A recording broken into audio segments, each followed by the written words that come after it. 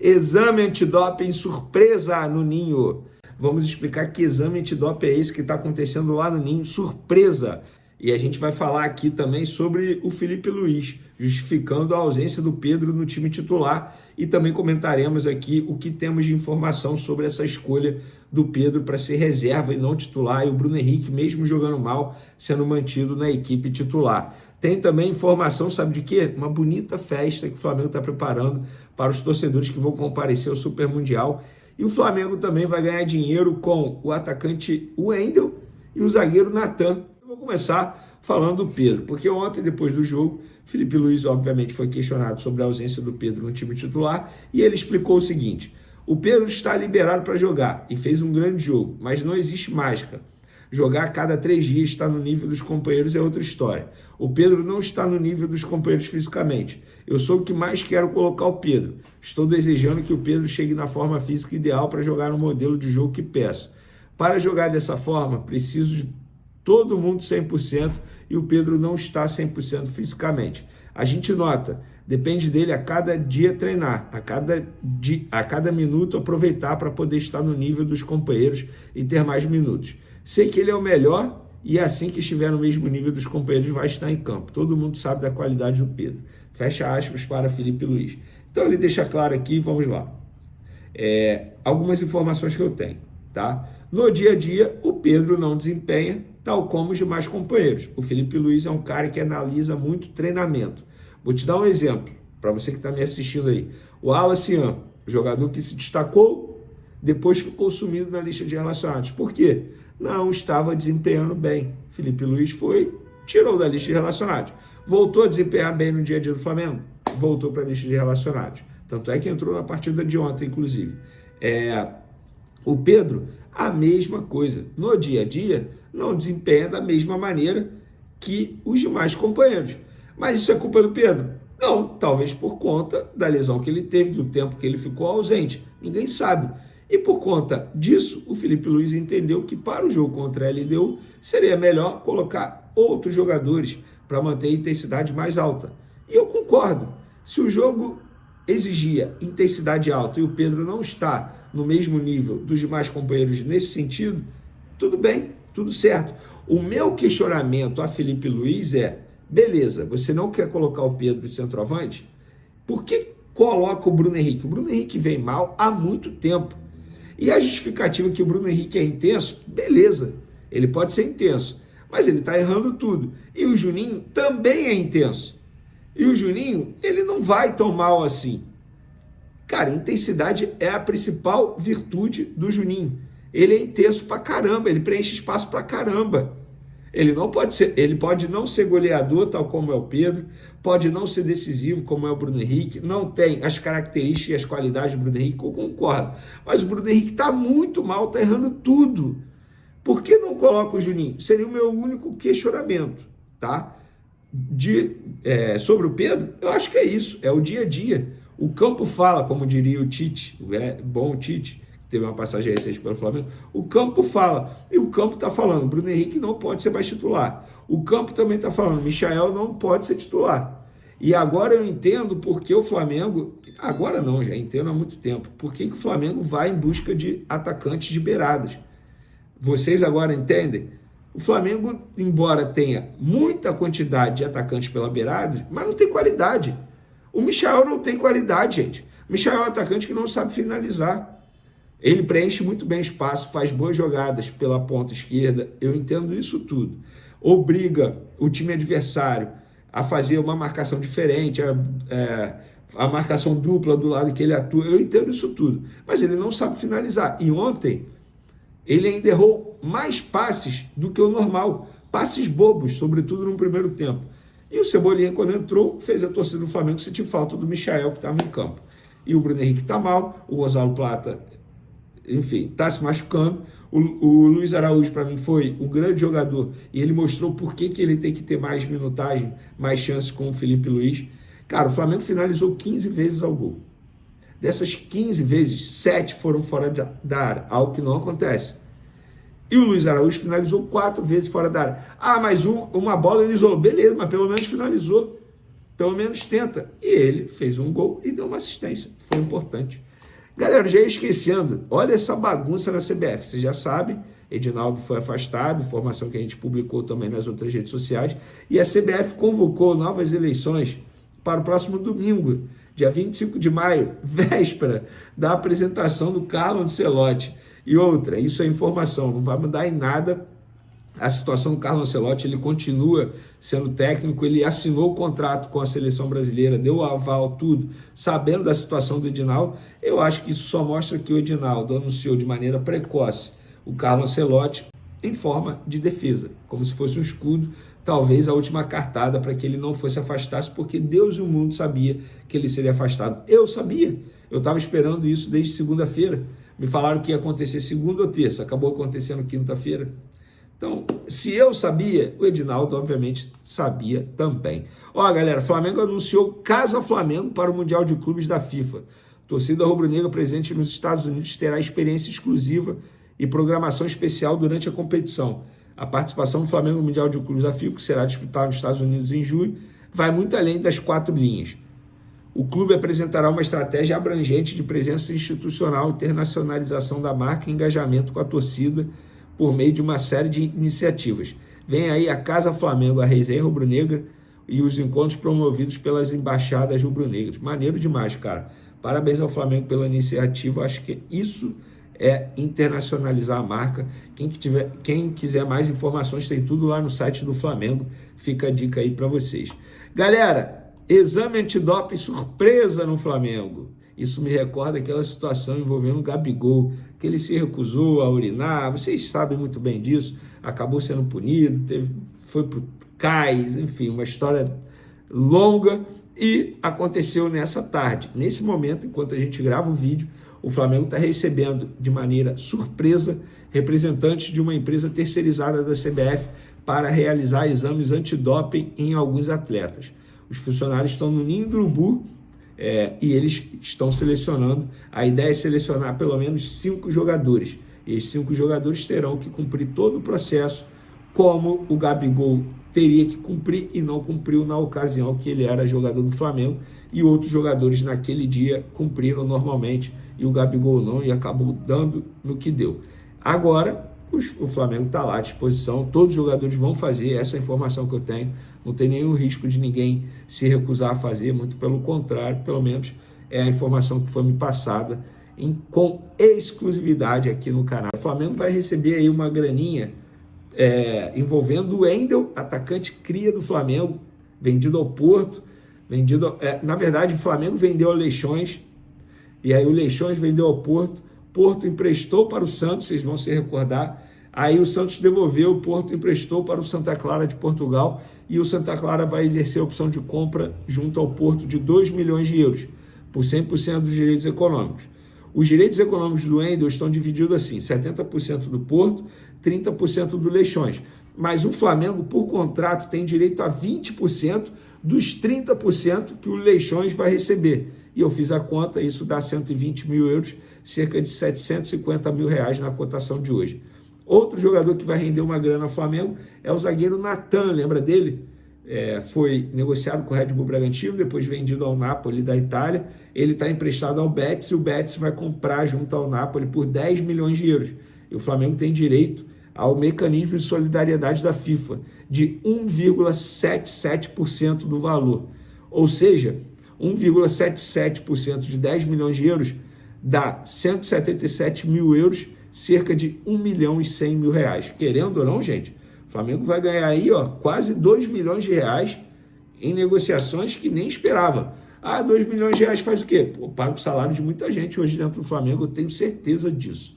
Os falcos que a gente teve, ele acabou jogando nessa posição de volante e não estava já tão acostumado, fazia tempo que ele não jogava aí, desde o Carioca, se eu não me engano, mas é um jogador que eu sei que posso contar com ele em qualquer posição. E com o Nico, como eles treinam juntos, né? Ele, o Everton, Ala, Eric, então eles têm as dinâmicas e eles se sentem bem e performam. Eu estou muito feliz porque hoje o jogo do Gerson, o sacrifício do Gerson foi recompensado e merece ser elogiado.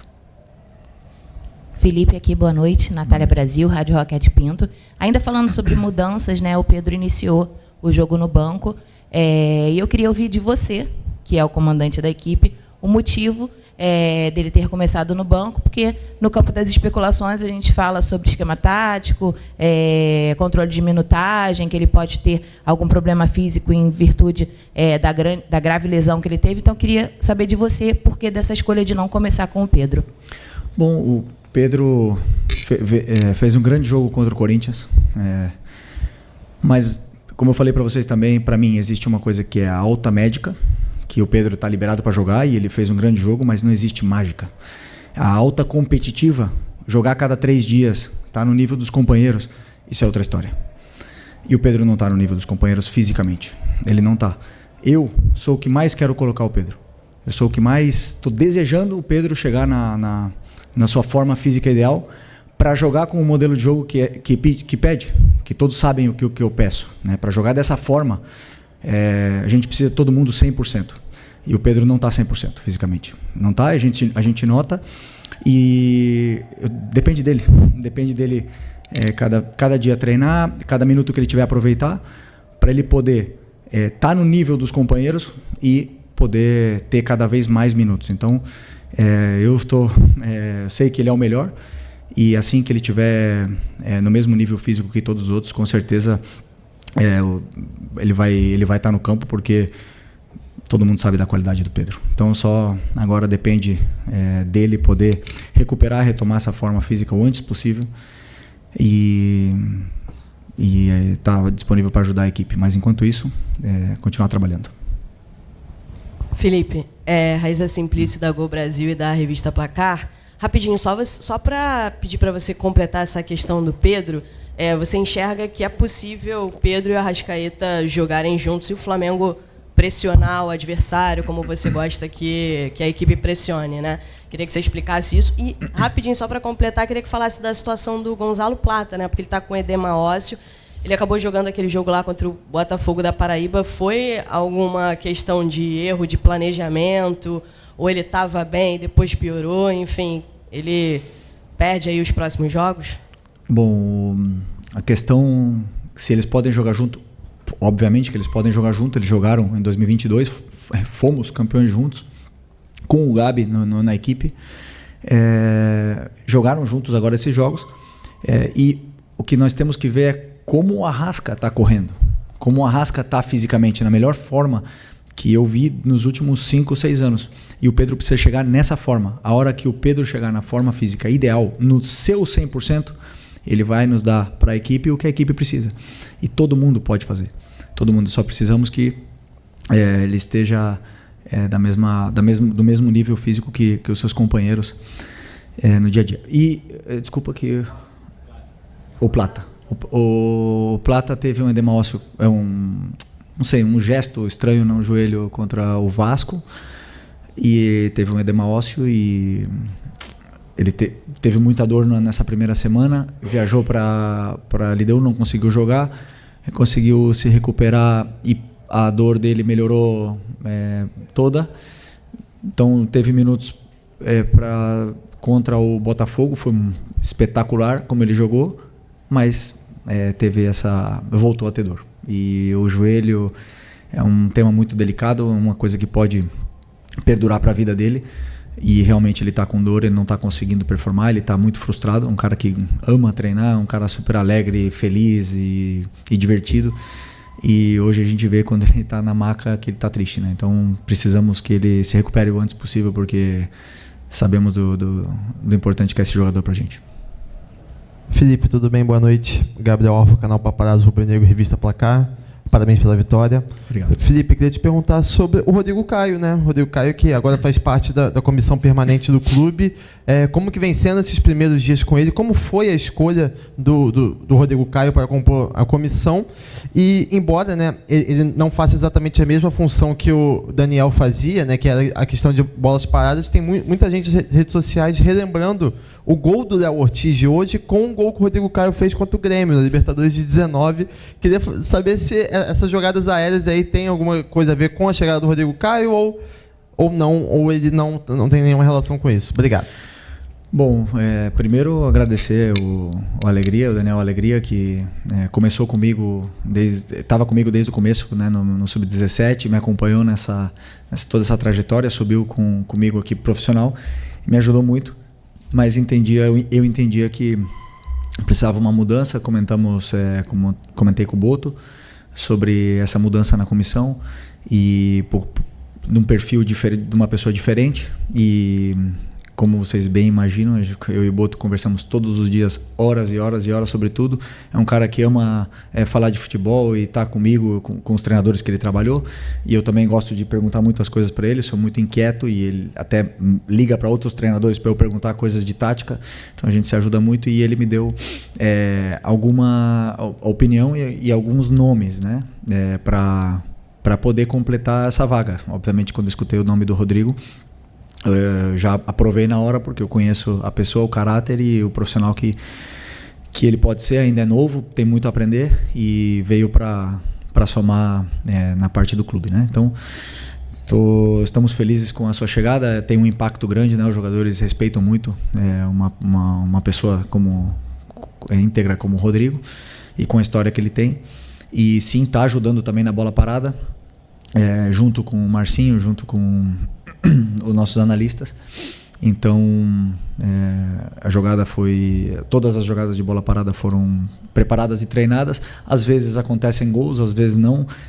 Também fizemos gol com alegria, não porque mudamos que fizemos gols, né? Mas eu sentia que precisava dessa troca, e como eu te falei, o importante é agradecer o Alegria aqui.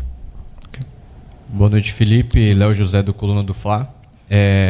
A lesão do Pulgar fez com que você precisasse... A lesão do Pulgar e também do Ala fez com que você precisasse puxar um pouquinho o Gerson, e aí você formou a dupla ali do Gerson com o De La Cruz. Uma dupla que funcionou bem, né? Pelo meu entendimento, seu entendimento também. E lá na ponta direita você acabou jogando o Luiz Araújo. E com a lesão do Plata, em mais alguns jogos a gente vai precisar ver outro ponta direita por ali, sem ser, obviamente, o Plata. E com o Luiz Araújo na direita e o Gerson mais de volante, você entende que essa opção ela pode ser usada mais vezes? É uma opção que você pensa usar com frequência? Ou você prefere mesmo deixar o Gerson ali na meia direita e usar um outro volante? Eu sempre penso em escolher os melhores para poder montar um plano de jogo onde eu possa machucar o adversário. O Luiz tem uma coisa que é muito boa, que ele tem gol. Ele tem gol, ele tem assistência, ele gera esse perigo quando ele chega perto da área, né? Então, ele nos dá outras coisas com suas características para a equipe. Então, eu sempre, quando eu vou analisar um adversário, e agora mesmo pela falta dos volantes, nem duvidei em colocar o Luiz pela forma que ele entrou no último jogo com 10 minutos. Falei para ele, orgulhoso que eu me sentia dele depois de ter ficado vários jogos no banco. E entrou, 10 minutos não, no minuto 10 contra o Bahia, e correu de uma forma assim muito bonita. O que ele fez no jogo contra o Bahia foi para mim impressionante. Falei para ele que eu fiquei orgulhoso dele. E o futebol ele devolve. Um cara que treina todo dia do jeito que ele treina, um cara que quer, que se incomoda quando não tá, quando erra e quer melhorar e quer evoluir, o futebol devolve. E hoje devolveu com um gol, mais uma grande atuação. Então o Luiz sempre vai ser uma peça onde eu sei que eu posso começar com ele, sei que eu posso colocar no segundo tempo, e o campo fala, né? Tem jogadores que, como eu falei, batem na porta e vão jogar mais. Depois os momentos de cada um vão dizendo se merecem estar no campo ou não. Felipe, aqui, boa noite. Bruno Vilafranca, da Rede Multiflá. Felipe, a meu ver, o Michael não tem deixado de lutar. Hora nenhuma, jogo nenhum. Toda a participação dele, não vejo faltar luta ao Michael. Agora, algumas tomadas de decisão eu acho que têm sido equivocadas e a torcida já cobra bastante. O Michael, eu vi que no momento em que ele deixou o campo hoje, você deu um abraço longo no Michael. Não sei se falou alguma coisa, eu estava longe, não consegui ver. Como fazer para tornar o Michael, de fato, aquela peça importante que o torcedor tanto pediu, inclusive o retorno na temporada passada? E essa é uma das funções do treinador, recuperar jogadores que não estão dando aquilo que o torcedor entende que pode ser melhor. Obrigado e parabéns. Obrigado. Eu penso sempre em uma frase que define, né? Ninguém é mais importante que a equipe. Todo mundo tem que se sacrificar pela equipe e a equipe vence dessa forma, ou está mais perto de vencer dessa forma. Hoje o Michael, o Bruno Henrique, o próprio Arrascaeta, o Luiz, jogadores de frente não deixaram em nenhum momento a LDU jogar. Não deixaram. Eles não conseguiram passar do meio campo no primeiro tempo. E é um time que, se você ver, você estudar, eles jogam como jogaram no segundo tempo aqui, né? Então é um jogador, o Michel é um jogador que dá tudo o que tem pela equipe. E sempre que eu escutei os torcedores falarem queremos raça, queremos gente que corre quando não der na bola, vai na vontade, ele tem tudo isso. E ele começou o jogo muito bem. E aí nas primeiras decisões a gente sabe que a torcida está esperando, e aí começam a pegar no pé, ele acabou ficando mais nervoso. Mas não temos que esquecer o que o lateral direito do LDU sofreu com ele, e tanto é que foi substituído, por causa que o Michael machucou muito aquele lado deles ali. Depois falta o terço final, falta o último passe, falta essa tomada de decisão. Sim, ele sabe, ele treina, ele é o cara que mais fica fazendo complemento todo dia, e a hora que a bola entrar ou que ele conseguir se soltar um pouco mais nesse aspecto, ele tem, porque em 2021 ele fez 15 gols, se não me engano, 12 gols, ele quase foi artilheiro do Brasileiro aqui naquele ano. Então eu tenho que tentar também ajudar ele a recuperar isso aí, que é um jogador que deixa tudo que tem pelo Flamengo. Oi Felipe aqui, David Sharp do Antenados na Jogada. Parabéns pela vitória. Eu queria saber o que você pensa em relação à marcação alta e criação de jogada, porque não necessariamente o time precisa marcar alto e roubar a bola no campo do adversário para criar jogadas, para ter a posse de bola, né? Salvo engano, até o Guardiola falou que roubando a bola no campo do adversário você está muito mais próximo do gol e a chance de fazer gol é muito maior. Mas, ainda assim, se o time marcar médio para baixo, consegue retomar e até ter a posse de bola, não perder e criar mais jogadas, né? Então, queria saber em relação a isso, sobre jogadores que talvez não marquem tão bem assim pressão, como talvez o próprio Arrascaeta, o Pedro nesse momento, Gerson, não sei se você concorda, se eles podem jogar juntos até dessa forma um pouco mais compacta, até para quando furar essa linha de marcação logo do campo de ataque, não gerar espaço atrás, né, no campo de defesa. Para mim tá a única diferença, por exemplo, de um Bruno Henrique, Pedro, Arrasca e Plata, que são jogadores, é a intensidade na pressão. Mas a pressão todo mundo pode fazer. O que acontece? A gente só olha a pressão alta. Só que para mim o jogo é feito de fases, né? Então na fase defensiva para mim são 4 fases, que é o tiro de meta, a pressão alta, o bloco médio e o bloco baixo. E todos eles têm que fazer as 4 fases. Ou seja, tem que pressionar o tiro de meta, temos que pressionar alto quando a bola está no pé do goleiro, e quando eles rompem a nossa pressão, nós temos que saber fazer um bloco médio, temos que voltar todos, e quando tiver bloco baixo também tem que voltar todos. Tem uma função defensiva a fazer em todas essas fases, na fase defensiva e também na fase ofensiva, claro que são outros aspectos. Todos eles podem fazer. A intensidade da pressão, a força que você vai pressionar é outra. Isso sim, isso é uma característica que a gente não pode mudar, mas todos eles podem fazer as 4. E, aliás, fazem, quando estão bem. Felipe, boa noite. Mauro Santana, do canal Mauro Santana. Não tem tempo no calendário do futebol brasileiro nem para chorar derrota, nem para comemorar vitória, né? Exatamente são 67 horas que você vai ter para recuperar a sua equipe já para o clássico com o Botafogo no próximo domingo pelo Brasileirão. Tendo em vista a intensidade, principalmente no primeiro tempo que você cobrou da equipe, como é que você está vendo essa preparação e principalmente a recuperação dos atletas para esse compromisso e um adversário que também está motivado, que também obteve uma vitória na Libertadores? Vai ser um grande jogo, um jogo duríssimo, dificilíssimo. Eles têm um dia mais de descanso, né? Mas que não serve como desculpa. Agora nós temos que ligar a maquinária o mais rápido possível da recuperação, que esses jogadores possam se recuperar e possam chegar bem nesse jogo de domingo, né? Claro que os jogadores mais jovens se recuperam mais rápido, os jogadores com mais idade, com mais de 30 já vão ter uma certa dificuldade, mas tenho certeza que nós vamos chegar bem no jogo. Felipe, Isaac Andrade, Flavoz. O Flamengo jogou bem, o Flamengo venceu, mudou um pouco a história dele nessa trajetória da Libertadores, e foi muito elogiado, inclusive, na coletiva aqui pelo treinador da LDU. No momento de vitória como esse, eu acho que é interessante também analisar aquilo que de repente você planejou, aquilo que você cobrou, que você sente que o time dele trata com um pouco de dificuldade. O que foi isso hoje? O que, mesmo o Flamengo jogando bem e ganhando, ainda tem que melhorar, que você acha que não está no ponto ideal, que não foi feito hoje no planejamento do jogo? Não, mas interessante isso que você falou, né? Hoje vencemos e nos colocamos com possibilidade de passar de fase. Numa Libertadores que até então vinha sendo ruim, eu sempre penso que você tem que demonstrar dentro do campo que você realmente quer ganhar essa competição, né? E hoje eu acho que a equipe passou essa mensagem. No primeiro tempo, a gente passou a mensagem para a própria competição que nós não queremos ser eliminados. A gente quer chegar o mais longe possível, nós queremos chegar na final. E o único caminho é esse aí. Levando do jeito que a equipe levou a intensidade, a vontade para dentro do campo, o sacrifício seria a palavra para mim. O sacrifício que todos levaram para dentro do campo passou uma mensagem para a própria competição que nós queremos seguir vivo nela. E nós temos muitos aspectos que melhorar, todos os jogos. E o jogo hoje existem alguns, e agora a gente vai analisar amanhã de manhã, analisar o que foi feito no jogo, os aspectos a melhorar, e também depois preparar o jogo do Botafogo, que é outro jogo completamente diferente. Então todo jogo nos dá um guia para seguir. Okay. Oi, Felipe, Sérgio Lobo, parabéns pela vitória.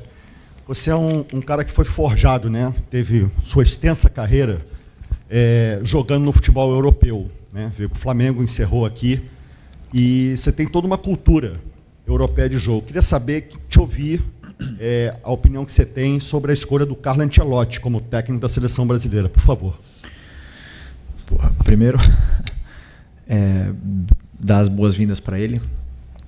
Já jogamos contra, né? Quando eu era jogador, bastante vezes contra ele. Nos ganhou até uma final da Champions, então é um cara que vem com o respaldo todo para tomar as decisões que ele tenha que tomar e que queira tomar.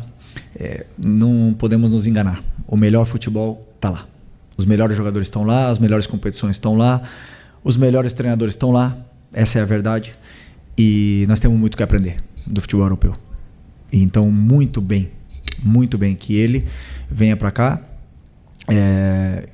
e viva o futebol brasileiro, que não é fácil para ninguém, né? Então, que ele possa nos ensinar, que nós possa dar a sua experiência, que ele possa vencer e que ele possa trilhar um caminho de vitórias aí na nossa seleção, que está num momento muito conturbado, né, politicamente. Então, precisamos de uma estabilidade, precisamos de alguém que tenha esse carisma e que seja bem-vindo, que seja bem recebido por todos nós, que sem dúvida precisamos muito de ajuda para continuar evoluindo e melhorando como um futebol em geral.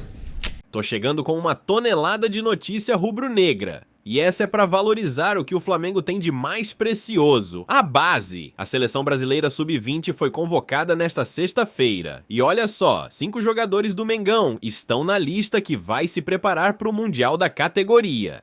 O destaque é Matheus Gonçalves, que mesmo sendo pouco utilizado no profissional, segue com moral fora do clube e garantiu sua vaga com o técnico Ramon Menezes. Junto com ele também foram chamados o goleiro Lucas Furtado, os zagueiros Iago e João Souza e o volante Ryan Lucas. É o Flamengo sendo reconhecido dentro e fora do país, mostrando que o futuro já tá em casa.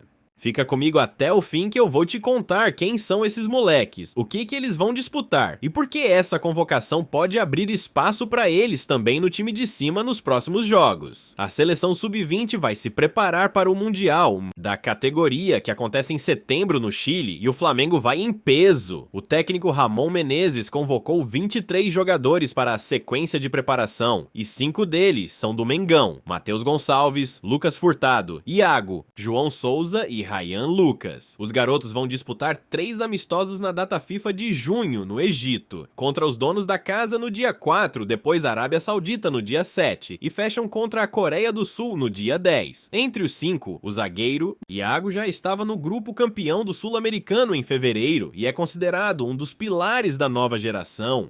Mas o nome que mais chama atenção é Matheus Gonçalves, que mesmo com pouco espaço no profissional, segue sendo o nome certo nas listas da seleção. Isso mostra que o talento é real e que o Flamengo tem uma mina de ouro nas mãos. Matheus Gonçalves tem só 19 anos, mas já mostra que tá pronto para voos maiores. No jogo contra a LDU, ele entrou nos acréscimos e fez sua 10ª partida na temporada. Ainda com poucos minutos, mas com muito potencial, a convocação para a seleção mostra que, mesmo com a concorrência pesada no elenco principal, o garoto tem moral com quem entende de futebol e a oportunidade de mostrar serviço tá batendo na porta. No domingo, o Flamengo encara o Botafogo pelo Brasileirão e na quarta, enfrenta o Botafogo PB pela Copa do Brasil, num jogo em que Felipe Luiz deve rodar o elenco. É a chance ideal para Matheus ganhar ritmo, confiança e, quem sabe, cavar uma vaga mais consistente na rotação, com velocidade, drible e ousadia. Ele é o tipo de jogador que pode incendiar um jogo em minutos, e se continuar sendo ignorado por aqui, vai brilhar lá fora, porque talento ele já provou que tem. Se alguém ainda tinha dúvida da força da base rubro-negra, essa convocação da seleção sub-20 é a prova viva de que o Flamengo é fábrica de craques. Ter 5 nomes na lista não é coincidência, é fruto de trabalho sério no ninho do urubu, investimento certo e um celeiro que não para de revelar talento. E pra gente, torcedor, é motivo de orgulho ver os nossos sendo chamados pra vestir a amarelinha. Mas também é um toque de alerta. É hora de dar mais minutos pra quem tem futuro. Matheus Gonçalves, Iago, Ryan, João Souza e Lucas Furtado já mostraram que tem qualidade. Agora é torcer pra que aproveitem cada chance com o manto e tragam ainda mais força pra esse elenco. E aí, nação, qual desses crias do ninho você acha que merece mais espaço no time de cima? Comenta aqui, embaixo. E claro, deixa o like, se inscreve no canal e ativa o sininho, porque aqui é Flamengo todo dia, dentro e fora do Brasil. Tamo junto, parceiro.